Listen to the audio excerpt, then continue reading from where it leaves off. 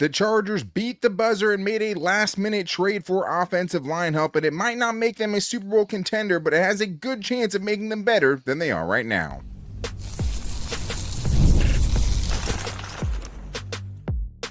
You are Locked On Chargers, your daily podcast on the Los Angeles Chargers. Part of the Locked On Podcast Network, your team every day. What is up, and welcome into the Locked On Chargers podcast. I'm your host, Daniel Wade, joined as always by my co-host, David Droegemeier, and we've been covering the Chargers now for 10 seasons, but this is our 8th year as the host of the Locked On Chargers podcast, bringing you your team every day. Thank you to the everydayers out there for making us your first listen, especially on a late night trade deadline version of the show. To make sure you never miss the show, go subscribe or follow for free on the Locked On Chargers YouTube channel and listen wherever you get your podcast from. And David, the trade deadline has come and passed, and the Chargers at the last second made a big time move. Yeah, they absolutely did, and I think it's something that's very surprising for a lot of Charger fans, just because I know a lot of us have PTSD from previous regimes not making any moves. But this is the Joe Hortiz and Jim Harbaugh era, and they do make moves, and they do actually subscribe to the I'm going to leave no stone unturned, and by making adult guard Trevor Penning. Yeah, and I mean, with the guy that they're getting, we'll talk about kind of the ups and downs and the good and the bad of it all, but the Chargers aren't, just giving up on the season. I think that's the message that they sent today. They're trying to get better, but today's episode is brought to you by FanDuel. Right now, new customers can bet $5, and if your bet wins, you'll get $300 in bonus bets to use across the app. David, for most of the day on Tuesday, it looked as if the Chargers were not going to make a move. It seemed as if they were just going to kind of sit idly by, and you wouldn't totally blame them if the right deal didn't come up, considering they only had 5 draft picks already in 2026. They kind of had to be specific with the type of deal they could make, which is no surprise with why they went with kind of a reclamation project and former first-round pick Trevor Penning. And I remember when we scouted Trevor Penning the year the Chargers ended up taking Zion Johnson, and it was a little scary. We didn't want the Chargers to take him then, but now, looking at what the Chargers had and just needing some sort of improvement, needing to give some life to that unit or some chance for that unit to get better, I think this is what that move is, because let's be honest, this is a guy who has struggled and needed a change of scenery. It hasn't been great at the NFL level for Trevor Penning. Obviously, supremely talented. There's a reason why he was a first-round pick that year. But this is going to have to be someone that plays better than what he has been doing to make it a really good trade for the Chargers. For sure. I mean, there's no question about it. I mean, I think considering what the Chargers needed, and also knowing that other teams knew that the Chargers were looking for offensive line help, they were going to try to squeeze them to try to get the best type of compensation that they possibly could. So that was naturally going to limit the options. But I think with Trevor Penning, he's a guy who has snaps at multiple different positions throughout his career. 463 at left tackle, 358 at left guard, all coming this season, and 1,080 at right tackle. Now, the bulk of those snaps at right tackle, they wasn't very great. Okay, I'm not going to sugarcoat it. He gave up 54 pressures and 5 sacks. It was a very much a challenge. But even when I was evaluating him, and I went back and looked at some of my notes on Trevor Penning, I kind of figured that a move inside to guard was going to happen because it was going to limit the interactions with him having to deal with speed. He's not the most fleet of foot, and I think that's kind of been the same thing throughout his NFL career. So moving on the inside where he's a little bit more protected, not have to move around quite as much, I think is a move that was going to happen. It did happen, and yes, he definitely needs to get better, and hopefully this change of scenery will be exactly what he needs, like it was, at least apparently, for Odafe Oweh. Yeah, and I mean, the Chargers have plenty of bounce back guys on their team that have worked out really well for them, mostly on the defensive side, and we'll talk about that. But this year, he's allowed 15 pressures in 6 games, 234 pass blocking snaps. Compare that to, Foster Sarell, who the last 2 games has allowed 12 pressures just in those 2 games. So yeah, if it's to get, a better player behind Mekhi Becton, he definitely fills those shoes. But I think the hard thing is they could possibly be playing him at tackle too. And you said 54 pressures. That's more than any other tackle in the NFL. gave up last season. So he has had moments of being a really good run blocker. And I think one of the things that kind of fits this team is he does have a nasty streak to him, David. That was something we always kind of noted when we were watching him. That is something I think fits, with what the Chargers want to be, a tough kind of physical team. But at the same time, though, it has to be reined in some. And you have to be able to harness that because with Trevor Penning so far, it's been a blessing and a curse him playing like that, playing through the whistle, sometimes to his benefit and sometimes to the detriment of the team. Yeah, I mean, penalties have always been an issue. Obviously, there's been some reports of him getting kicked out of practice at one point throughout his career. So, yeah, the mean streak, the nastiness is definitely if you want to play, a physical style of football, a physical brand of football, then, obviously these are the type of players that you are going to have to bring in to embody that. But, you got to walk that line. He's got to walk that line. He's got to do a better job of that. And obviously, whistle to whistle, I love it. Go drive the other person into the ground. Go be physical. Go assert your dominance and impose your will, and legally mug another person for 60 minutes. I absolutely love that. I want to see that. That's great. But what I don't want is that turning into the penalties, the unnecessary roughness penalties and that stuff. That's got to get cleaned up. So if we can harness that physicality and direct it where we need it to go, while still staying disciplined, that's, I think, what we're hoping when we get a Trevor Penning. Yeah, and I think what you hope is that he can be the guy that gets the other team to commit the penalties, right? Yeah. Like, he's going to be so physical with you. He's going to continue to bring it, snap in and snap out, where you're just going to be so upset with him that you're going to get the unsportsmanlike conduct or the unnecessary roughness, whatever the case may be. But that's not how it's played out so far. I mean, he's had 17 penalties in his last 23 games. That has to get cleaned up. Yeah. And we talked about the nasty streak. You definitely want a little bit of that for sure. That was, one of the biggest selling points. But it has to be checked. I remember vividly, I didn't even have to check my Senior Bowl notes, when watching that game, when he ended up throwing a defensive lineman into the legs of his own quarterback. We've had enough guys throwing people into the back of the legs of, our own offensive lineman and, quarterback at times. Don't need to see that. But I do think it's like, if you could harness that, like, this is a bet on your coaching staff, your culture, to be able to kind of turn it around for him. And we've seen lesser talented guys be able to turn it around when finding greener pastures somewhere else. Now, that being said, the Chargers kind of need this to be a bounce back. They're hoping it's a bounce back. And the good news is they do have a history of guys, David, that they've been able to kind of take off the trash heap and be able to turn them into very serviceable players.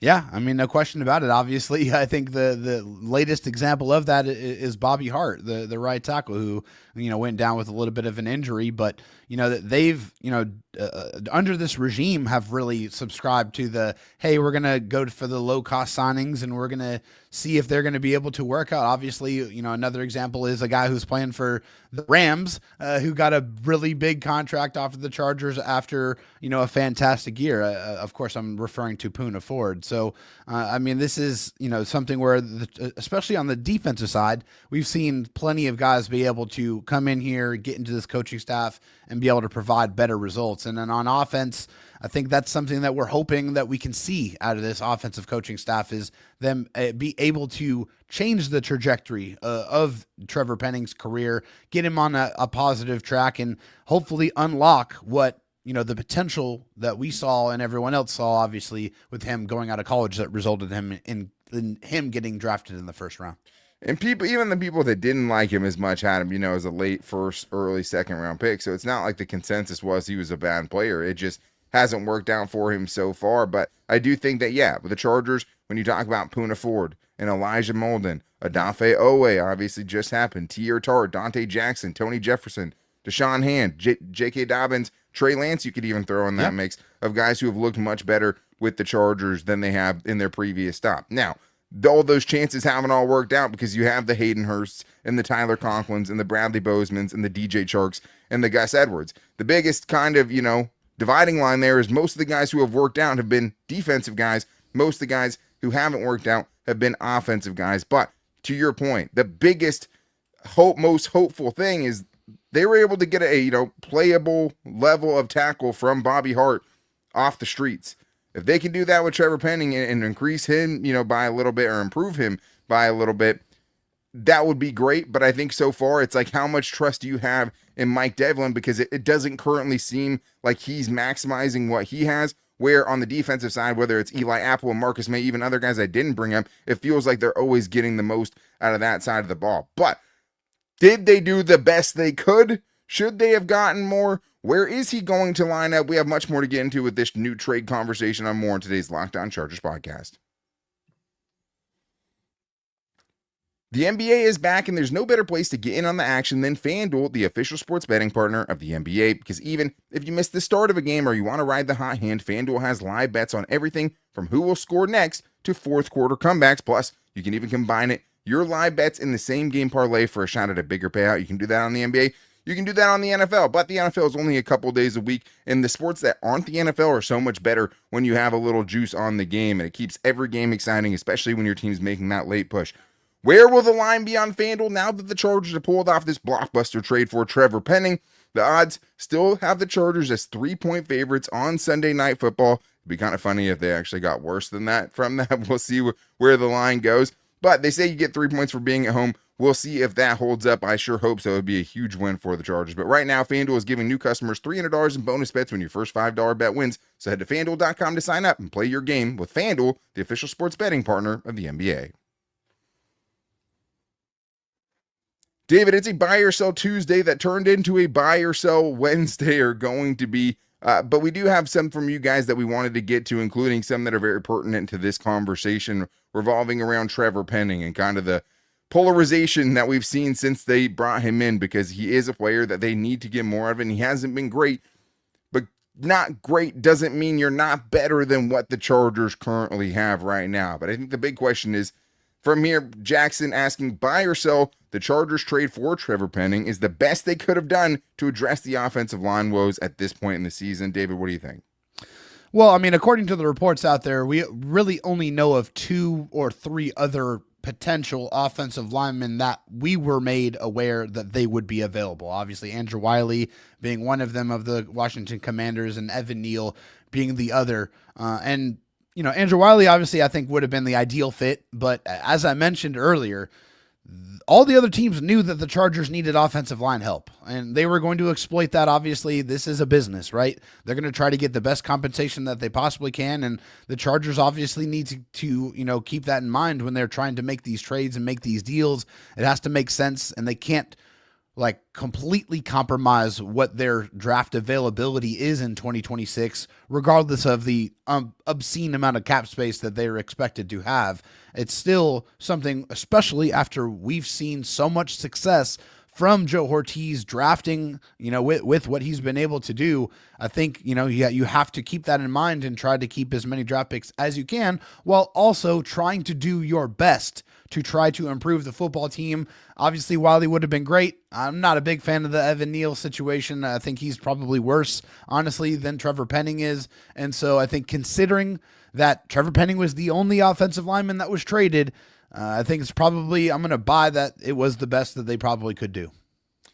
Yeah, I mean, like I agree with you. You know, Andrew Wiley, we knew he was available. Obviously, he would have been a different kind of player because he's a much older player that would have been a true rental. Where, you know, as with the guy that they have now in Trevor Penning, maybe this, as we've talked about before, you get a tryout from him for the last 8 games of the season to see if he can be in the mix next year as well, right? Maybe not, you know, 4-year extension or something. But right now, Zion Johnson's headed in unrestricted free agency in 2026. You have Bradley Bozeman and Mekhi Becton coming back, but how do you feel about that duo going into next year? You don't really have a lot of prospects. So to get a 27-year-old former first-round pick, as far as a more long-term thing, for what you were willing to spend, I could understand this argument, because this is the thing. I don't even know if we talked about it. The Chargers sent a 2027 6th-round pick. Yeah. And that's, you know, literally on yesterday's show, we talked about it. I was like, listen, for me, when you have 5 picks in 2026, I'm looking to spend a 2027 6th or 7th round pick.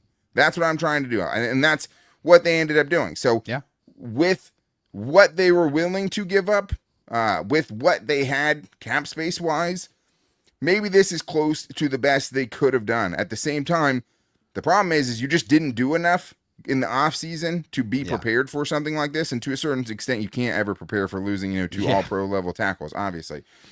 But to think that those guys would be able to carry an inferior interior offensive line unit was where this team went wrong in the offseason, not investing into that group enough. Yep. So even though it might be the best they could do, doesn't mean that this is enough. This is not something that turns them into Super Bowl contenders. This is not something that turns them into a playoff lock in 2025. What it is a chance to potentially protect Justin Herbert a little bit better for this season, and a chance to hopefully get him a little, keep him healthy throughout the rest of the season, because obviously with the flaws that they have, without Justin Herbert, you're totally cooked. Trey Lance, I don't want to hear about it, right? Yeah. You only had 5 picks in 2026. You were limited. Teams after the Joe Alt injury knew that you were desperate for an offensive lineman and were going to go try and overcharge you. Yeah, I mean, I think this is about kind of what it was always going to be, the level of player, whether it's him or Evan Neal or Nick Allegretti or Andrew Wiley, same tier-ish of levels, or at least considering, what their ages are. So let's get to this next buy or sell from Aliena Beanzer, who says, buy or sell, keep Jamari Sawyer at left tackle, put Penning at right tackle, O-line left to right being Jamari Sawyer, Zion Johnson, Bradley Bozeman, Mekhi Becton, and Trevor Penning. David, do you think that's what the group will be? Yeah, I do. I do think that that's what the group's going to be. I think that makes the most sense to me. I think Jamari Sawyer earned another opportunity to play left tackle for this team. I think that's the way it should be. I think Zion has been okay this year. I think Bradley Bozeman is who he is. Mekhi Becton, and hopefully he can stay on the football field. But that's where I think it's going to be a situation where Trevor Penning's probably right tackle, but also, that swing guard as well. It seems like obviously with the flex, he's played mostly guard this season. At left guard, I don't think they're going to move Zion Johnson off of left guard, but with the way Mekhi Becton's been in and mostly out of pretty much every single football game this year, I do think that's probably more than likely what it's going to be. So probably start at right tackle while also being ready to play right guard. Yeah, I mean, I'm for one and willing to give Jamari Sawyer another chance, given what he was able to do as a rookie, given it feels like the fact that they like Trey Pipkins more on the right side than they do the left. I'm good with keeping Jamari Sawyer out there at left tackle, going Jamari, Zion, Bradley Bozeman, Andre James, who knows? Right guard being, Mekhi Becton if he's healthy, and Trevor Penning. Because I do think that it's pretty much a wash in what you're getting pass protection-wise between him and Trey Pipkins, and he probably has a little bit more upside in that regard, and also has a chance to be a better run blocker than what Trey Pipkins is. So I think he could, that's the question. Does he start this weekend? I think the biggest kind of overlying question is going to be tough. Yes, if Mekhi Becton goes out, you have an improvement at guard over what you had before that, especially Foster Sorrell, but whoever else they tried to put in there, he can be better than that. At tackle, it's about the same if Mekhi Becton's healthy, but you're getting someone who can do a little bit of both. So I think he has a little more upside at right tackle. It's not going to be a huge improvement, and it's not going to be something that fixes the line or has the impact that Joe Alt had as soon as he came back. But I think that's a line that's worth trying out. And then you kind of see what happens when Bobby Hart comes back, because I also don't think Bobby Hart should be losing his spot at right tackle and should get another crack at that once he's healthy, because he's been the best guy they've had there all season long, considering Joe Alt's been on the left side all year. So worth checking out, but it'll be really interesting. We probably will hear from Jim Harbaugh to get a little bit more clarity on this later in the week.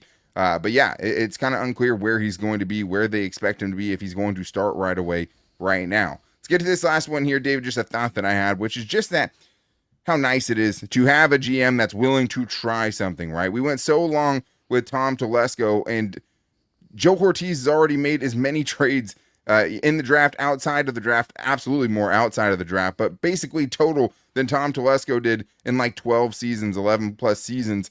It's so nice to have someone at least that's willing to go take the shot, because even though it is a risky move for a guy who hasn't reached his potential, at least they're taking a chance on it. You miss 100% of the shots that you don't take, as the great Wayne Gretzky said, and I completely agree with it. I put out there that I am always going to be in favor of action over inaction. So many different trade deadlines that we've seen experienced where you just hope and pray that they do something, and they show us something, they do something to improve the roster, and they don't. And Joe Hortiz has done that repeatedly. He's seen an opportunity, seen a hole, and did his best to try to fix it, whether it's trading for Odafe Owe, obviously Trevor Penning recently, Austin Decklis, trading up for Rondé Gadsden, acquiring Elijah Molden, Taylor Heineke. trading up for Ladd McConkey. I mean, he's made, I believe this is his 8th trade so far as the general manager of the Chargers, and I absolutely love it. It's one thing to say you're absolutely going to do everything to churn the bottom of the roster and try to improve it and use every avenue at your disposal to do so, and it's an entirely different story to actually walk the walk. Joe Hortiz is doing that, and I very much appreciate it.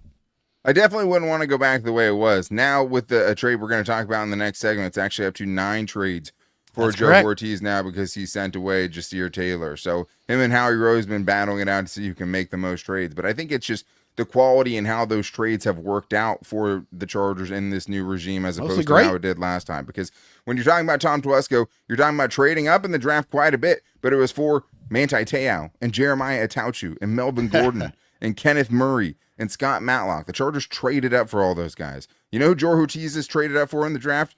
Ladd McConkey and Aronde Gadsden. 2, legitimately could be bona fide superstars. Stars. So, outside of, the big one was Khalil Mack. That was when it seemed like he was kind of turning a new leaf a little bit. Of course. But besides that, the only player that they added to it that I could find is Cardale Jones for a 7th-round pick.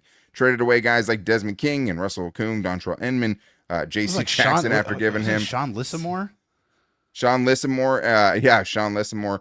J.C. Jackson after you gave him a brutal contract. Right there. That just came into my Dustin head. Hopkins, another one where they got a 7th-round pick for him. But yeah, I mean, it was mostly nothing under Tom Telesco. I'd much rather have the guy that's willing to take these chances and not just kind of fold on a season because things haven't worked out the way you thought they would, or because you didn't do enough and trying to, avoid and bury the mistakes you already made. So we do have more to get into because there was another trade. The Chargers traded away Jasir Taylor. We're going to get into that and more in today's Locked On Chargers podcast.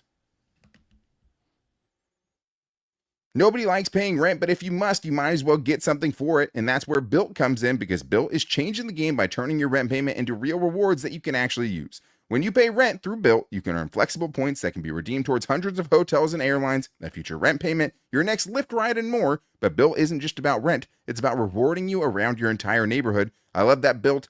Your rent finally works with you. You're earning points every month on something that you already have to pay, which I absolutely love. It feels terrible paying rent and getting absolutely nothing out of it. So whether I'm grabbing food at my favorite local restaurant or heading to the gym, I'm still earning rewards, and BILT has made everyday life feel more rewarding from your neighborhood to your travel plans. Turn your rent into rewards and start earning points around your neighborhood by going to joinbilt.com/LockedOnNFL. That's joinbilt.com/LockedOnNFL. Make sure to use that link so they know we sent you.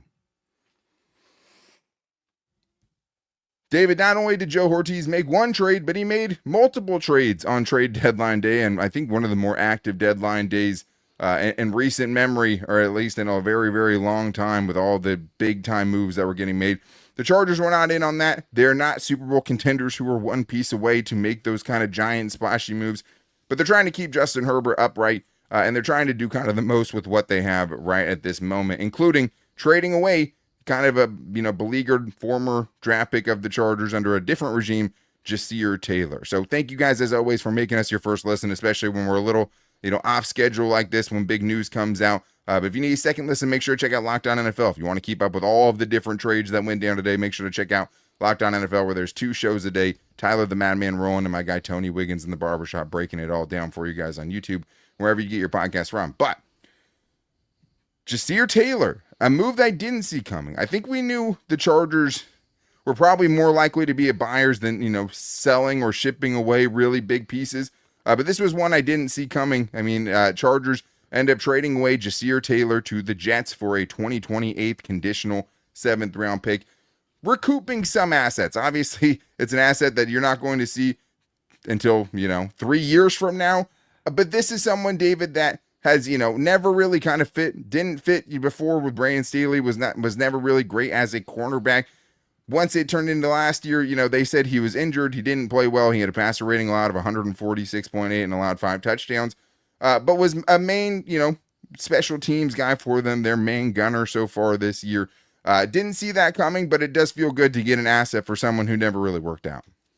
Yeah, I mean, I think at this point in time, his greatest application was that of being a decent gunner on special teams. I mean, I think whenever you put him on the field on defense, it was somebody that you didn't really feel too comfortable with. And yeah, it just didn't seem like he was the most comfortable in the system. It was just seemed to be a little bit like a step behind or out of place quite a bit throughout his tenure with the Chargers. And to me, like, this move is kind of like whatever, like, see you later. I mean, good luck in New York. It's not something that moves the needle or really invokes any kind of emotion at all from me. Yeah, I can imagine how Jets fans must feel when you trade away Sauce Gardner and then, don't worry, we got Jasir Taylor coming in to save it. Yeah, he's had moments of being a really, really good special teams gunner. He's even had some splash plays this year. Pro Football Focus has him as one of the worst special teams players in the entire NFL this year, though. He's the lowest graded Charger with at least 100 snaps. It depends who you believe. It's very hard to judge special teams specifically, right? But this year, he ranks 219th out of 233 players with at least 100 special team snaps. Yikes. So graded against guys who are getting graded for the same things. He is not graded out well. So yes, he has made some plays. He's also been part of, what has been the worst kickoff coverage unit and the worst punt return unit in the punt coverage unit in the entire NFL so far this year. And that's not an exaggeration. That's not hyperbole. They rate 32nd in punt coverage, allowing 18 yards per punt return, which is just disgustingly bad. And obviously ballooned up after that 63-yard return last week, but also 32nd in kickoff coverage, where they allow almost 30 yards per return. It's disgustingly bad. So to get a 7th round pick in 2028, it could have been in 2036. I would have said this is a good move. And also, David, kind of galaxy brain thinking, I think Jasir Taylor might have been cut next week. Like, truly, I think this is something where once Dean Leonard gets activated off of injured reserve, in the last game when they needed a nickel with Tarheeb still out and Derwin James nursing something, it was Nico Reed who got those snaps, not Jasir Taylor. So I think this is someone that could have been cut, and then you ended up trading him for, not just a 7th round pick in 2028, but just a little bit more ammunition to move around. Maybe you trade back and you throw that in as a sweetener to up whatever that other pick is to make things a little bit easier to work with. So more assets, the better. The Chargers have obviously traded a bunch away to try to improve these teams. This is a way they're getting a little bit of that back. So let's get to this next one here from Andre Montano, who says, buy or sell if the special teams doesn't shape up. It will be a repeat of the 2006 season. So the 2006, I think he's talking about the 2010 season, where the Chargers had the number 1 offense in the league and the number 1 defense in the league, and they ended up not making the playoffs at 9-7, which sounds like a riddle. It was the worst special teams DVOA since, I think the year 2000, or at least since they started tracking it. Looking back on it, they had a negative EPA in 15 out of their 16 games. Also, one of the things I saw from that season just doing this, 24 fumbles that year, David, which is just insane. 13 field goal picks, 24 times they put it on the ground. So there was a lot that went wrong that year, but pretty, it's symbolic of, hey, special teams is very important. Chargers have had a struggling special teams unit, and kind of surprisingly this week, their current long snapper just retired. Yeah, I mean, I guess it's not that surprising if you watch the last game. He was really bad. I mean, there were, I think, 3, 4, maybe even 5, like, really bad snaps, whether it was on, the punting field goal kicking, units or the punt, just whatever. It was bad. And unfortunately, this was a common occurrence. It seemed like every single game that Rick Lovato played in, there was a botched snap that J.K. Scott was having to corral and put down quickly, mind you, for Dicker the kicker to kick it through the uprights. And I do feel like it might have resulted in Dicker missing one of those field goals, to be quite honest. Just the only one he's missed this year was a bad snap. Yeah, so it's just with Josh Harris hopefully coming back soon, please. That it was a well-oiled machine, that unit. Harris to Scott to Dicker the kicker and through the uprights, everything was just dialed all the way in. So hopefully we get that back. Obviously, there's no guarantee of that. I think the Chargers were trying out a couple of other long snappers. So I guess that doesn't make you feel as good that he's going to be available. But you never know. They did open his window up, so hopefully that is the case. But there's not much else besides Dicker the kicker and, an occasional decent J.K. Scott punt that you could say has been a positive thing with the Chargers special teams unit. Everything else has been pretty bad. It's pretty tough to be the worst graded special teams unit, but also have the best kicker of all time on your team. So that's doing, pulling a lot in the wrong direction outside of Dicker. Obviously, Yeah, the Chargers did work out Peter Bowden this week, the long snapper. They did open up the window for Josh Harris to potentially return last week. That's a 21-day window. If he doesn't get activated before that, he's put on injured reserve for the rest of the season.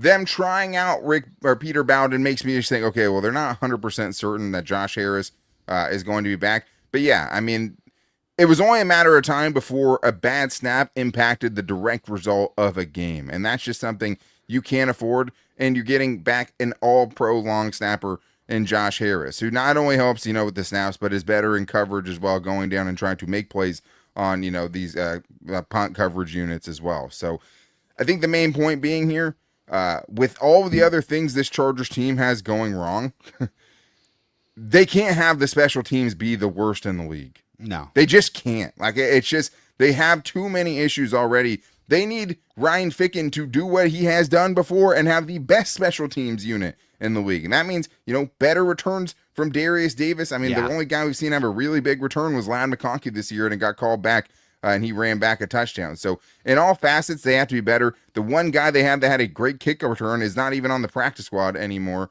with Naheem Miller-Hines. So that unit's hard to figure out right now. Let's do one more, David. We'll do it really quick here from Juke Dennis, who says, buy or sell. The defense has to play a lot better in the second half of the season, and that allows the Chargers to still be competitive and make a push for the playoffs. You buying or selling that real quick?